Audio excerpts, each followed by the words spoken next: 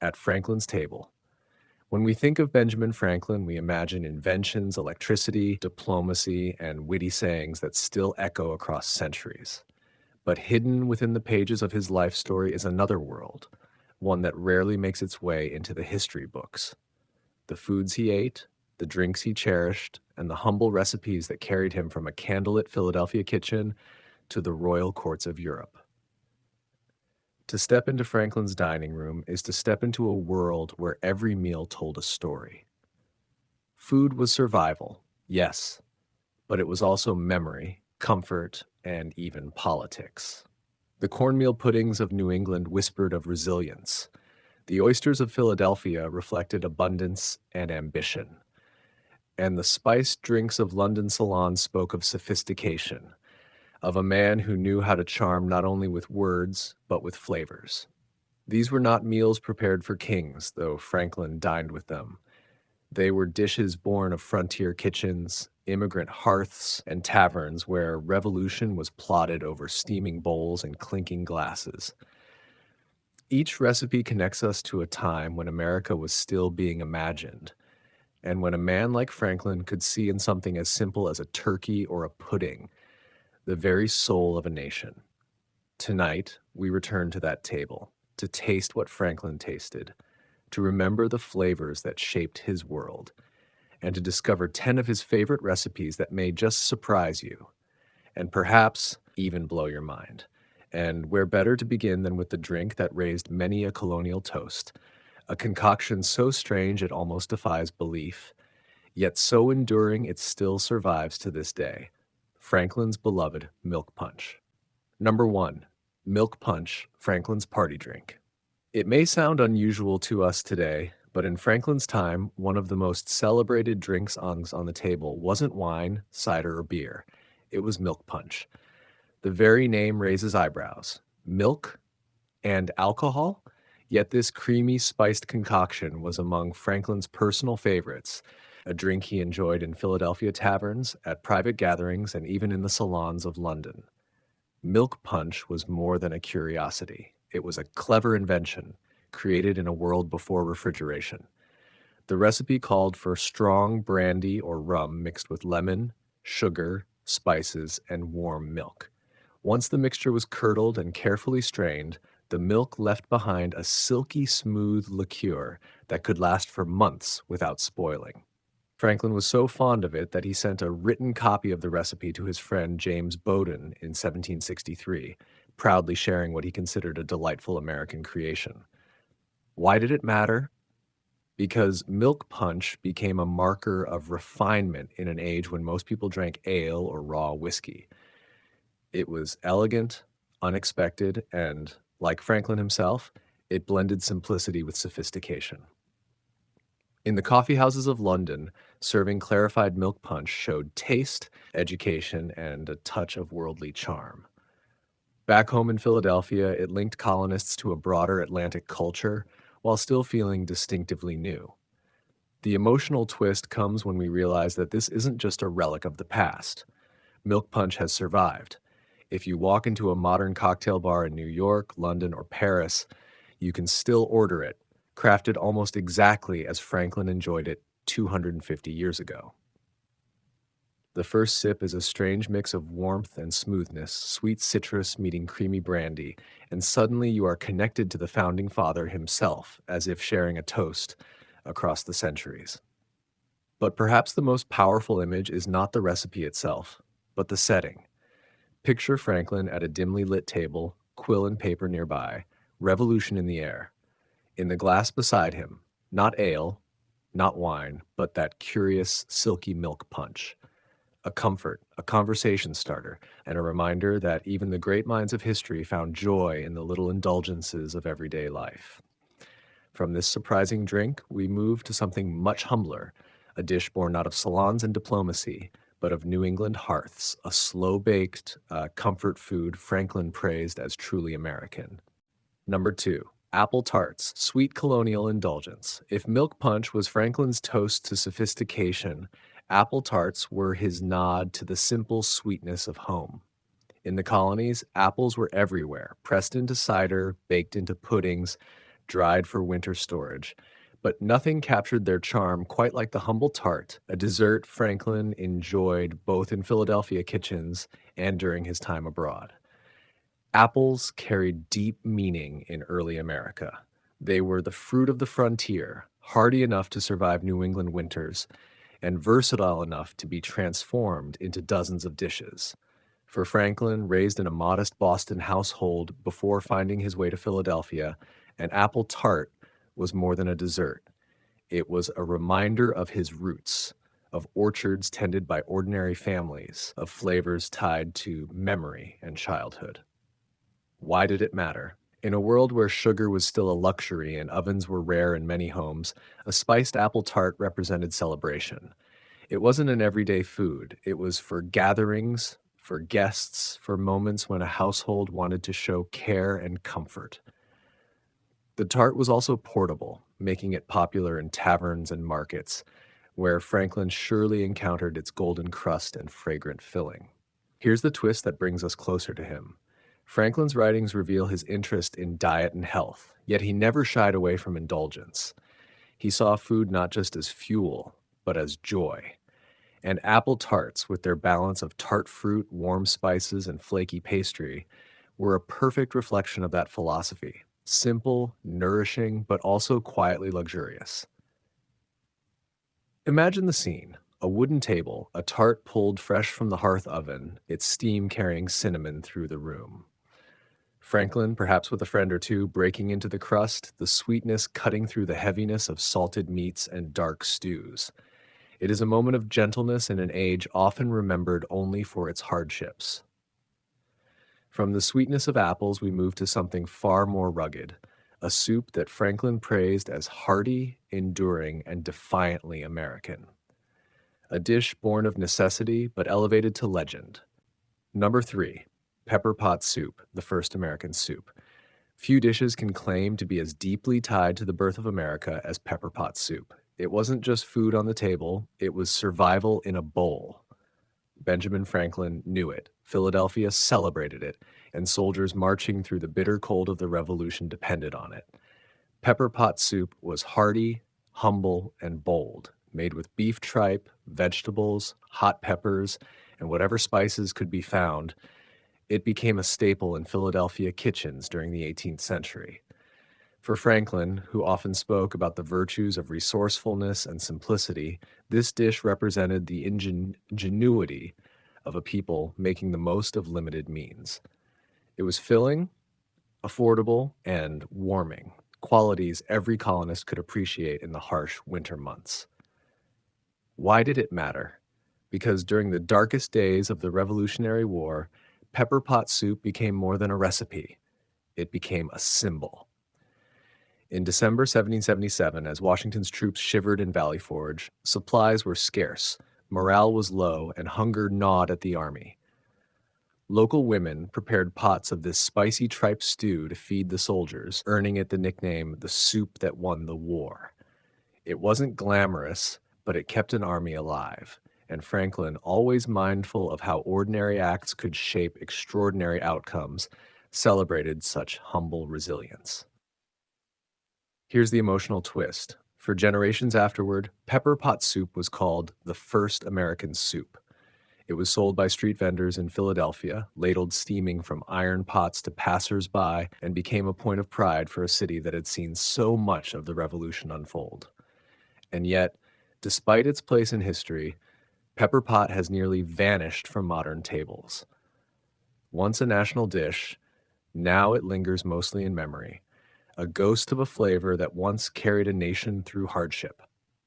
Picture it, a cold winter evening, a wooden bowl of pepper pot steaming before Franklin. The heat of the peppers cutting through the bitter air, the aroma rising with a promise of warmth. It was more than nourishment. It was a reminder that survival often comes from the simplest of kitchens. From this fiery soup of survival, we move back to the holiday table, where Franklin's wit and patriotism were served alongside a bird he believed should have been our national emblem. Number 4, turkey with chestnut stuffing, a holiday favorite. When we think of Benjamin Franklin, we often remember the lightning rod, the witty sayings, the spectacles perched on his nose. But Franklin also gave us one of the most curious debates in American history. What bird should stand as the symbol of the nation? While the bald eagle eventually claimed the honor, Franklin himself made a passionate case for the turkey. He called the eagle a bird of bad moral character, scavenging and stealing its way through life. The turkey, by contrast, Franklin described as a much more respectable bird, native to North America, resourceful and courageous when threatened. For him, the turkey represented the true spirit of the colonies, proud, independent, and deeply tied to the land. But Franklin's love of turkey was not just symbolic. It was practical, delicious, and central to holiday tables in the 18th century. One of his favorite preparations was roast turkey with chestnut stuffing, a dish blending abundance with warmth. Chestnuts were plentiful in colonial America, gathered from native trees and roasted over hearth fires. Mixed with bread, herbs, and sometimes a splash of wine, they gave the stuffing a rich, nutty flavor that paired perfectly with the bird. Why did it matter? Because this dish wasn't just about food. It was about family, community, and celebration. In a world where meat was precious and meals were often repetitive, roasting a whole turkey was an event. It signaled a gathering, a feast, a moment of gratitude. Franklin, who spent much of his life in Europe, surely carried with him the memory of American holiday tables, the laughter and conversation around a shared bird. Here's the emotional twist. While the eagle soared onto the Great Seal of the United States, the turkey never truly disappeared. It became the centerpiece of Thanksgiving, a holiday built not on politics or battle, but on gratitude and togetherness. And so, in a way, Franklin's bird still reigns, not on our flags, but on our tables, year after year. Picture it, a golden roast turkey, chestnut stuffing spilling from within, steam rising as a family gathers. Franklin raising a glass, perhaps chuckling at his own lost debate, yet content in the knowledge that the bird he admired would never be forgotten. From the richness of turkey and chestnuts, we turn to something far simpler, a dish of cornmeal and molasses, eaten by the wealthy and the poor alike. A reminder that in Franklin's America, the line between survival and comfort was often just a spoonful away. Number 5, mush and molasses, a poor man's supper. Not every dish on Benjamin Franklin's table was rich or refined. Some were as humble as the man's beginnings. Few recipes capture the simplicity of early America more than mush and molasses, a dish made from little more than cornmeal, water, and a drizzle of sweetness. Cornmeal was the backbone of colonial diets. It was cheap, filling, and versatile, a gift from Native American traditions that became a lifeline for settlers. Boiled slowly into a porridge, what they called mush, it could be eaten plain or, when fortune allowed, sweetened with molasses. For many families, it was breakfast, lunch, and supper. For Franklin, who grew up in a modest Boston household with 17 siblings, mush and molasses would have been a familiar, even comforting meal. Why did it matter? Because this dish united people across divides. Enslaved Africans, poor farmers, and even founding fathers shared it, each tasting the same mixture of earthiness and sweetness. Franklin, who often wrote about frugality and moderation, praised simple meals like this as wholesome and virtuous. In a society where status was often shown through rich foods, mush and molasses reminded people of their common dependence on the land. Here's the emotional twist. This poor man's supper was also a silent witness to hardship. For enslaved people in the colonies, mush and molasses was often the only food provided, a bare ration meant to sustain life and nothing more. What Franklin might have enjoyed as a modest comfort was for others a reminder of oppression. It is a dish that speaks to both survival and inequality, embodying the contrasts of colonial America. Picture Franklin at a wooden table, spoon in hand, eating slowly from a bowl of steaming mush sweetened with dark molasses. For him, it may have been a reminder of childhood simplicity, a connection to his Puritan upbringing. For others, it was the taste of endurance in the harshest conditions. In either case, it shows how the simplest foods can carry the heaviest histories. From the humble bowl of cornmeal porridge, we move back to the pleasures of the sea, a delicacy Franklin loved in both London and Philadelphia, oysters on the half shell. Number 6, oysters on the half shell, the gentleman's treat. If cornmeal mush spoke to survival, oysters whispered of refinement. For Benjamin Franklin, no trip to a tavern or fine dinner abroad was complete without them. In colonial America, oysters were not the luxury item they are today. They were abundant, pulled from the bays and rivers in staggering numbers, and served fresh on the half shell to anyone with a taste for the sea. Franklin developed his love for oysters early in Philadelphia, where waterfront taverns served them by the bucketful. Later, during his years in London and Paris, he encountered oysters at aristocratic tables, prepared with lemon, vinegar, or even butter sauces. They were at once humble and elevated, the food of dock workers and dukes alike. Why did they matter? Because oysters embodied both abundance and status. In a world where food scarcity was always a threat, oysters offered reliability. They could be harvested in winter when other foods ran thin, and they brought a taste of indulgence to the table. Franklin, ever the practical man with a flair for charm, relished oysters as a bridge between the ordinary and the extraordinary, a reminder that nature itself could offer delicacies without the trappings of wealth. Here's the twist. While oysters today are considered expensive luxuries, in Franklin's time they were cheap and plentiful, so plentiful in fact that oyster shells were used as road filler and even in construction mortar. What was once a working man's staple has now become a mark of fine dining. To bite into an oyster today is to taste the opposite of what Franklin knew.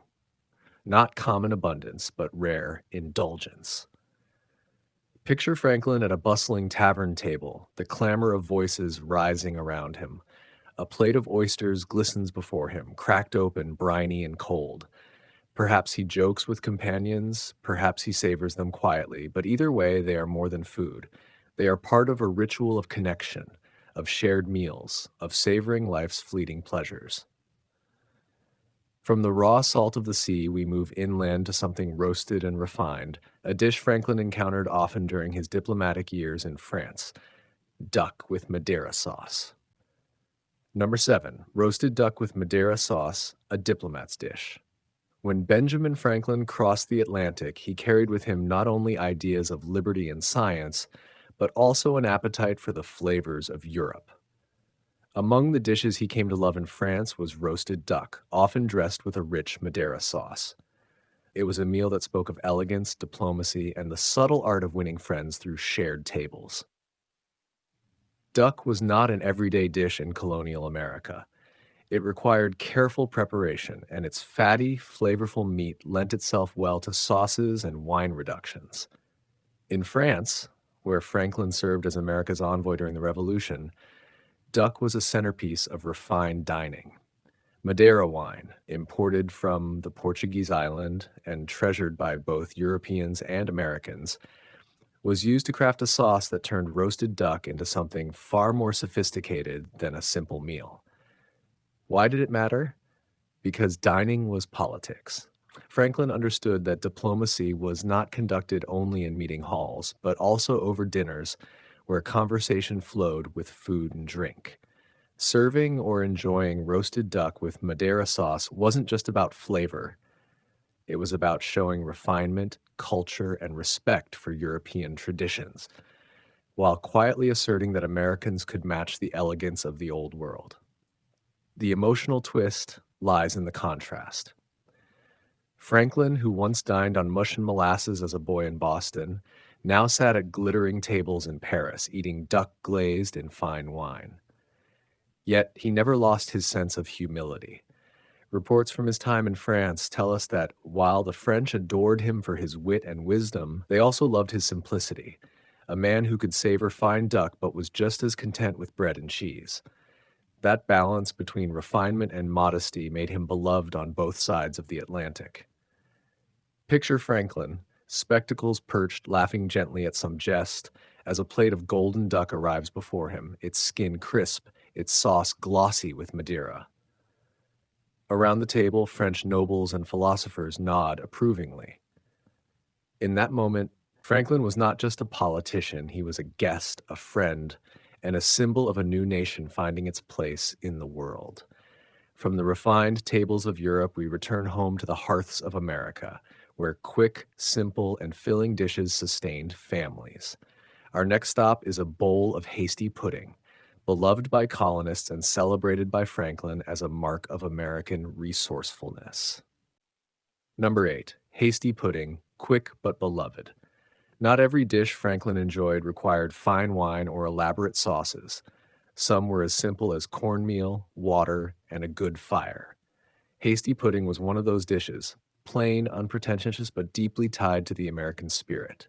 At its heart, hasty pudding was nothing more than cornmeal boiled in water or milk until it thickened into a hearty porridge.